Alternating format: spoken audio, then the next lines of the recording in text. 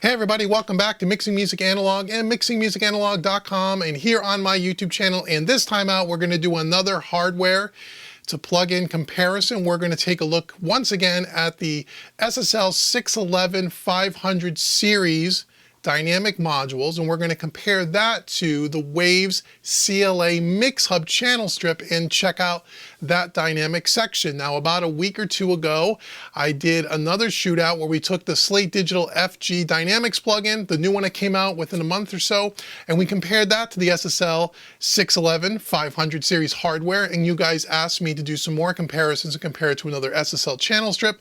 So this time out, we're going to take a look at the CLA Mix Hub, which is modeled on supposedly Chris Lord-Alge's 4000 dynamic sections off his console. We're going to find out. We're going to compare it on drums, snare, or kick, snare, piano, and acoustic guitar. And we're going to go back and forth and we're going to check that out. So before we get to that, if you like what you see in this video, please consider subscribing and also hit the notification bell. Also go out to mixingmusicanalog.com and check out what I have going on over there.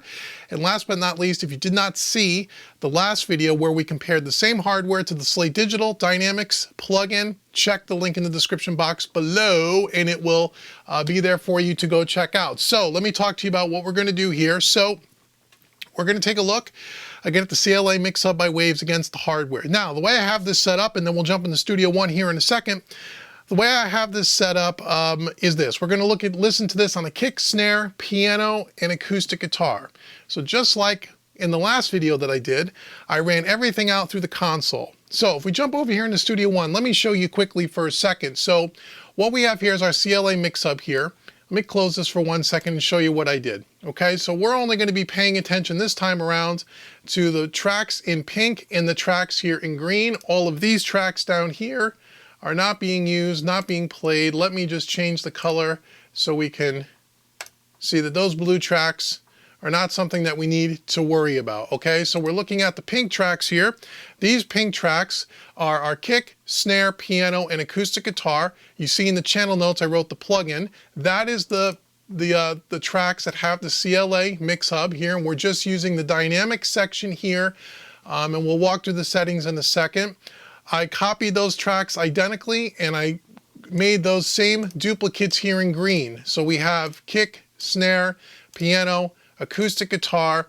Those are all going out to the 611 dynamic section over in the rack, and I'm sure an image will come up on the screen at one point or another so you can see what that is. Where they're numbered 1, 2, 3, and 4. The hardware is number 1 is the kick, number 2 is the snare, number 3 is the piano, number 4 is the acoustic guitar. All of these tracks are being routed out to the console here on the SSL.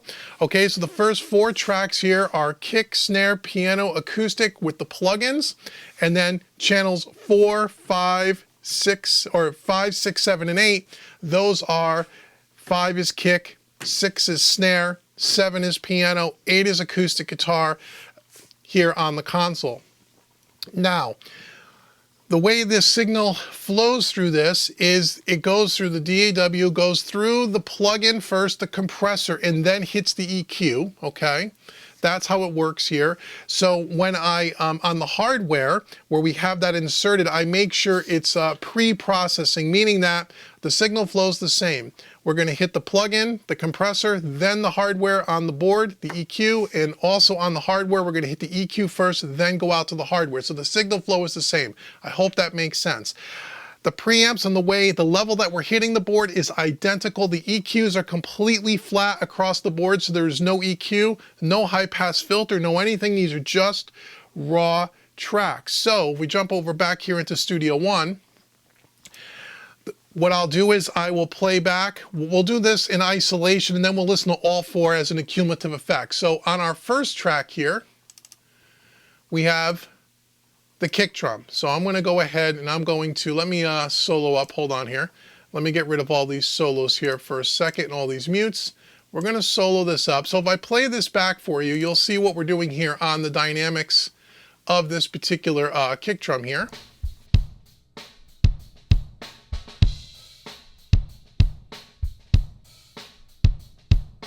Okay, so we're compressing about 3 dB. Up here, we're using a slow attack, we're using a fast release, a 4:1 ratio, and we're using our threshold just to hit the needle at about 3 dB, okay? How I typically would EQ most kick drums for the most part. Now, if I come over here to the hardware, which is the track here in green, okay, and I'll leave this up on the screen here, hopefully, and I'll bring up the hardware. If I play back just the kick drum hardware,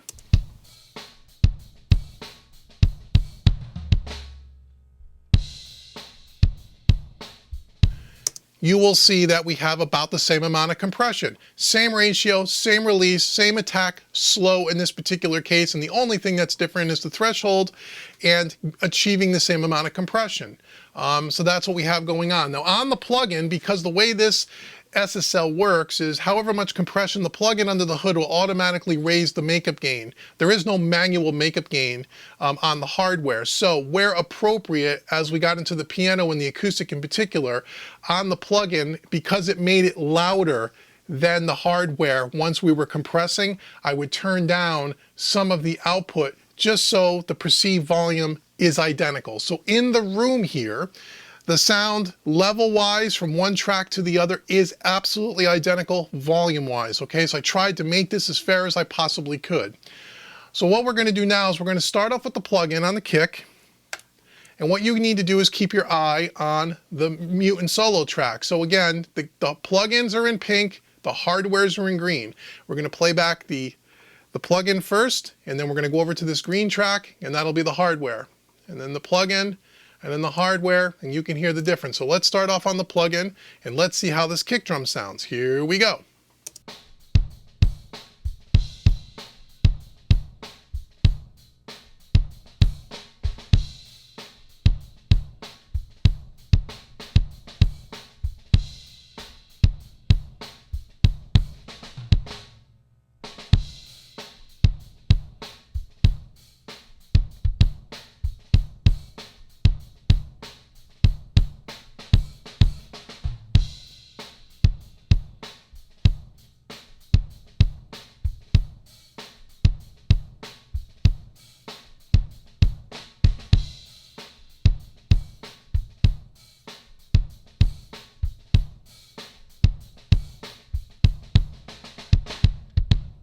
Okay, so it's incredibly close. So you see I turned down the output of the plugin a little bit. That's what I was kind of saying, that sometimes the plugin would seem to be a little bit louder because the makeup gain compensation in the plugin's all done under the hood, and on the hardware there is no output to turn up or down, so I want to make sure that we're level matching them a little bit. So that's the only reason why I'm turning down the output on the plugin.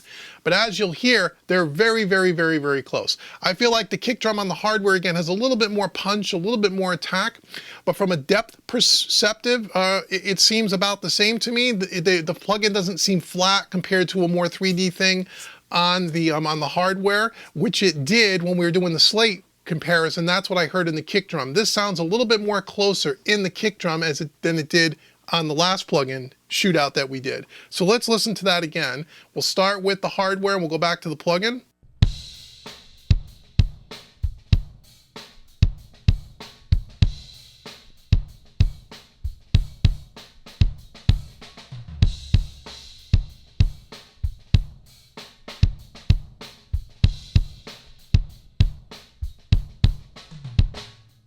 So even the hardware feels like it's a little bit thicker, just a little bit, but it's really, really close. Again, this is a great emulation. Sounds really, really good. And once again, we got the same amount of compression happening.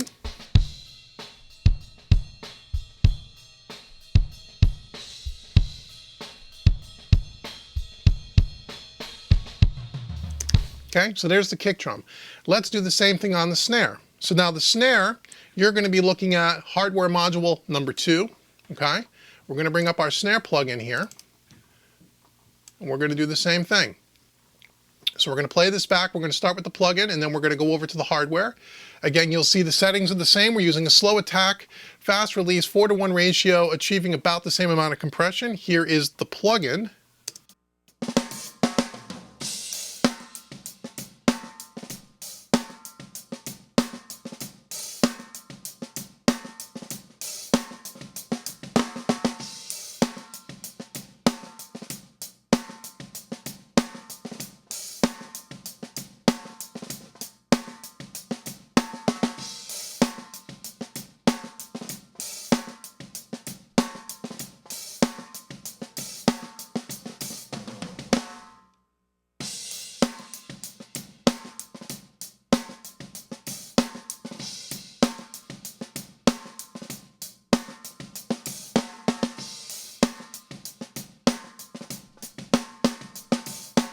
So what I hear on the snare drum here in the room is the hardware's a little bit thicker, has a little bit more beef to it than the plug-in here. The plug-in sounds great. The top end of it sounds about the same to me here in the room. And again, I know over YouTube it's hard to tell. So I'm trying to just give you my honest, unbiased opinion of what I'm hearing here in the room.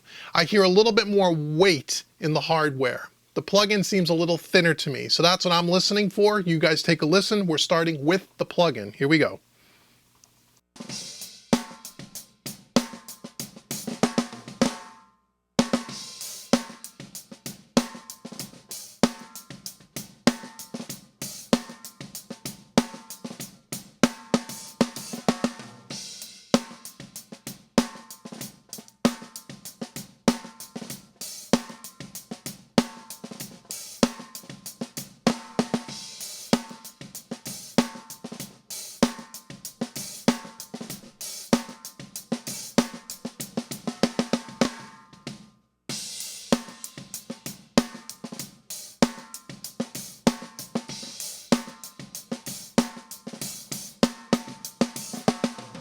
Okay, so what do you hear? I'd love to know. Leave comments below. Again, really, really close.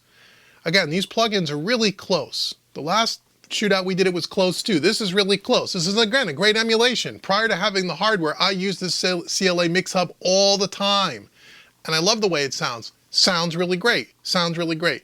Let's go to piano and let's try a nice piano. Now on the piano, we are using a more, and you're going to look at module number 3 in the 500 rack over there for the hardware, okay? Now on the piano, we're using a fast attack this time. Same ratio, same release on the faster side, and we're achieving a little bit more compression. So here's our piano. We're starting off with the plugin.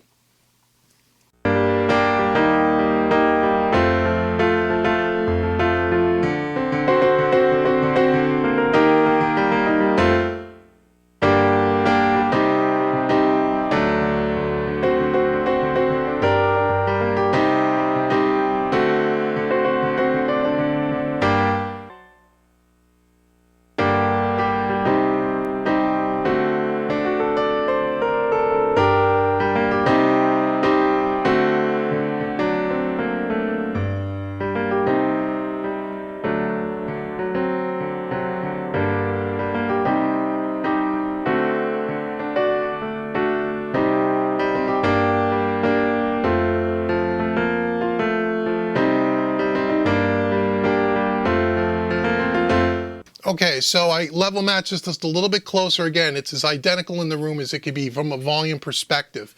What I hear in this example is I hear there's a little bit more depth in the piano. I tend to feel like that the piano feels like it's a little bit larger, a little bit more 3D on the hardware. The plug-in seems a little bit more compact, a little bit more flat to me. So let's continue to listen to that. Again, we'll start with the plug-in, and I'll double check as we go to the hardware to make sure the compression is the same.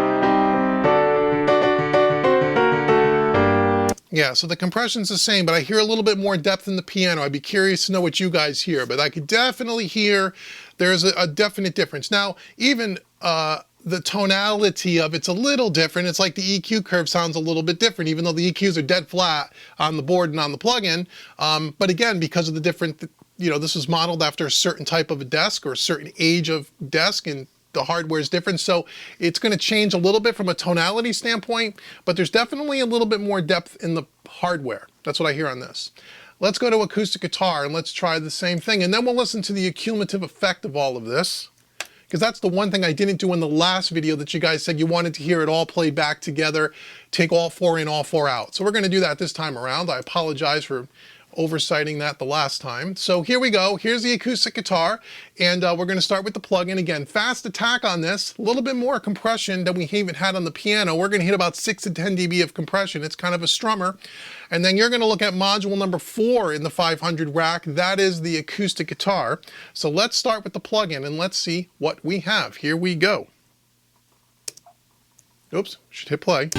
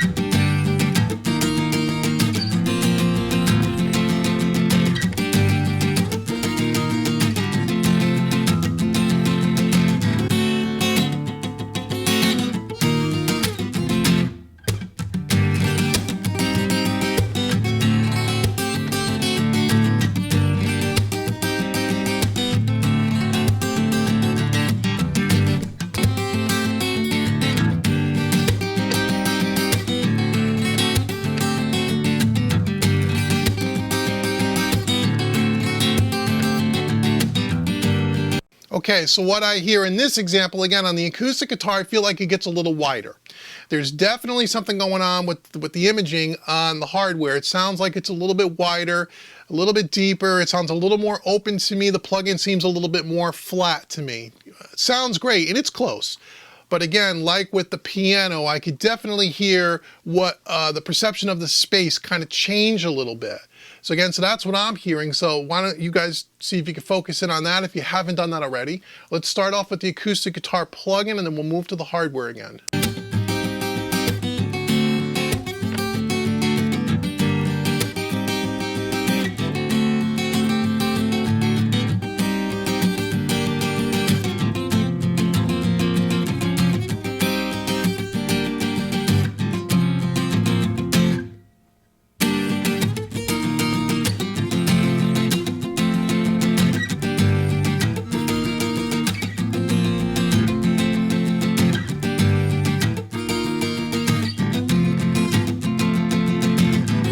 Yeah, so it seems like it gets a little wider to me. I'd be interested to know what you guys think. Leave some comments below.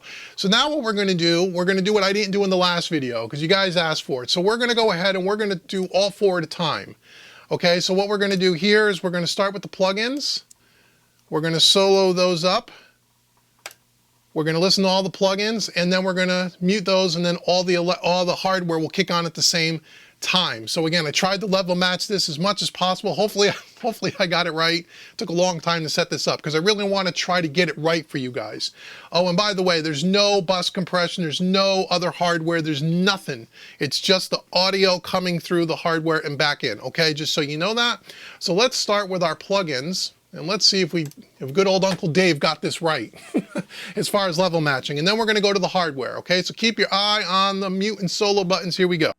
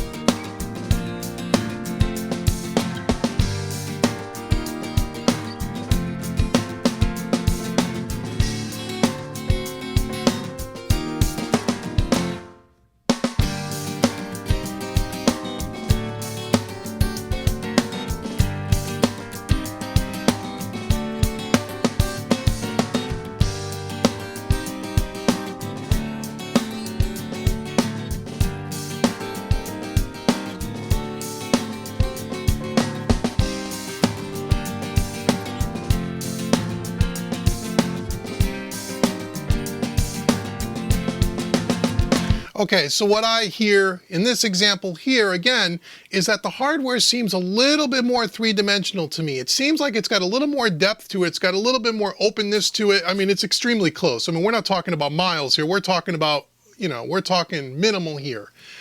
But it just seems to me that the hardware, the accumulative effect of this is that it gets a little bit more, the imaging's a little bit nicer, it's a little bit deeper, it's a little bit wider. The plugin seems a little bit more flat or a little bit more 2D, if that makes any sense.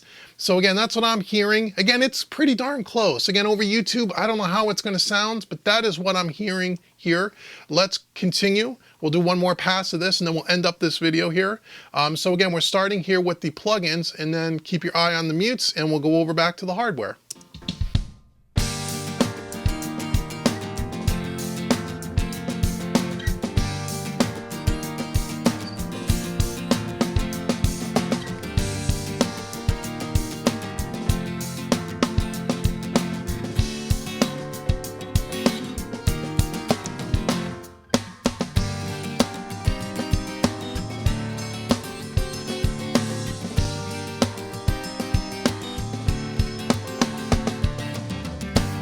That's definitely what I hear. And so this is a good test and a great suggestion. And again, I apologize for not doing that with the Slate video, that when you listen to this stuff one track at a time in isolation, one-to-one, it becomes a lot closer, right?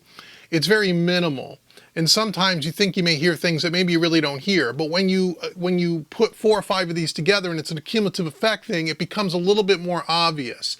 And so, you know, you could say, yeah, I only have 4 of these hardware units, or else I would do more. But if you had 32 of them, let's say across an entire mix, like the old 4000s did back in the 80s and 90s, those consoles, and you had that accumulative effect and you had a little bit of compression on every track, just kind of tucking things in, not even doing anything extreme, the overall accumulative effect of that could make a much larger sonic difference than when you're doing it all with plugins in the same kind of way. Make sense? So that is our comparison between the Waves CLA Mix Hub to the SSL 611 500 series modules. Let me know in the comments below what you thought and what you heard, and let me know if you'd like to continue these kinds of tests. If you guys dig this kind of stuff, I don't mind doing it. I try to be honest and unbiased and try to bring it to you in the most accurate way possible.